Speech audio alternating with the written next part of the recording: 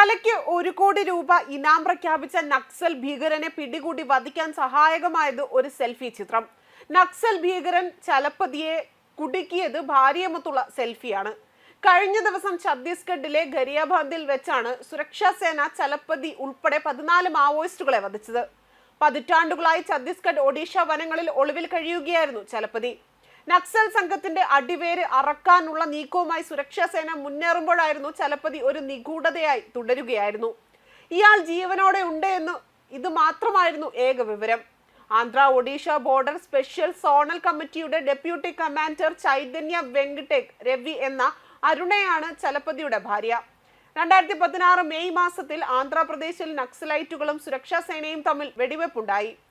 സംഭവ സ്ഥലത്ത് നിന്ന് നക്സലൈറ്റുകൾ ഓടി രക്ഷപ്പെട്ടെങ്കിലും ഒരു മൊബൈൽ ഫോൺ സുരക്ഷാ സേനയ്ക്ക് ലഭിച്ചിരുന്നു. ആ ഫോണിൽ നിന്നാണ് ദമ്പതികളുടെ സെൽഫി കണ്ടെത്താനായതും. ഈ ചിത്രമാണിപ്പോൾ ചലപതിയെ തിരിച്ചറിയാൻ സുരക്ഷാ സേനയെ സഹായിച്ചതും. ആർക്കും എളുപ്പത്തിൽ എത്തിച്ചേരാൻ കഴിയാത്ത നിബിഡമായ ബസന്തർ കാടുകളിലാണ് ചലപതിയുടെ ഒളിത്താവളം. അതിനാലാണ് ഇവിടുത്തെ ഓപ്പറേഷനിൽ പോലീസ് പലപ്പോഴും പതറിപ്പോയിരുന്നതും. ചലപതി എന്നറിയപ്പെടുന്ന രാമചന്ദ്ര റെഡ്ഡി ആന്ധ്രാപ്രദേശിലെ ചിറ്റൂർ ജില്ലക്കാരനാണ്.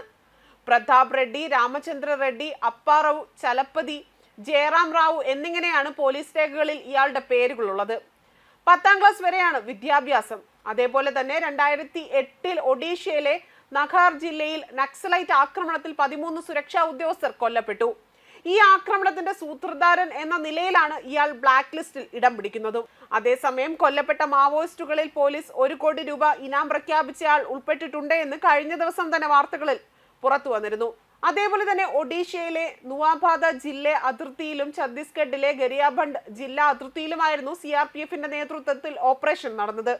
2 വനിതാ മാവോയിസ്റ്റുകളെ വധിച്ച സംഭവത്തിന് പിന്നാലെയാണ് 12 പേർ കൊല്ലപ്പെട്ടിരിക്കുന്നത്.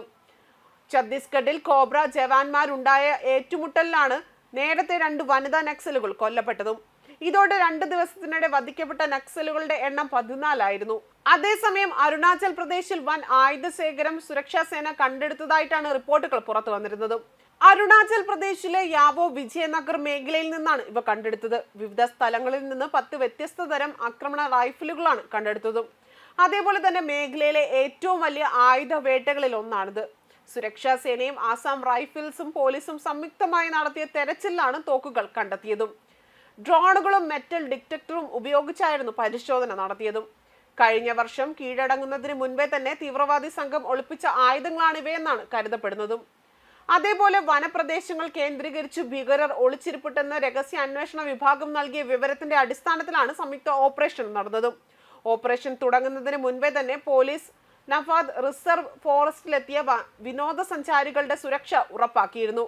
National Socialist Council of Nagaland, ENNG cadre തുടങ്ങിയ വിവിധ ഗ്രൂപ്പുകൾ വനമേഖലകൾ കേന്ദ്രീകരിച്ചുകൊണ്ട് തമ്പടിച്ചിട്ടുണ്ട് എന്ന സൂചനകൾ നേരത്തെയും സുരക്ഷാ സേനയ്ക്ക് ലഭിച്ചിരുന്നു. തുടർന്ന് കഴിഞ്ഞ 6 മാസമായി വിവിധ ഇടങ്ങളിൽ പരിശോധന നടത്തി വരികയായിരുന്നു.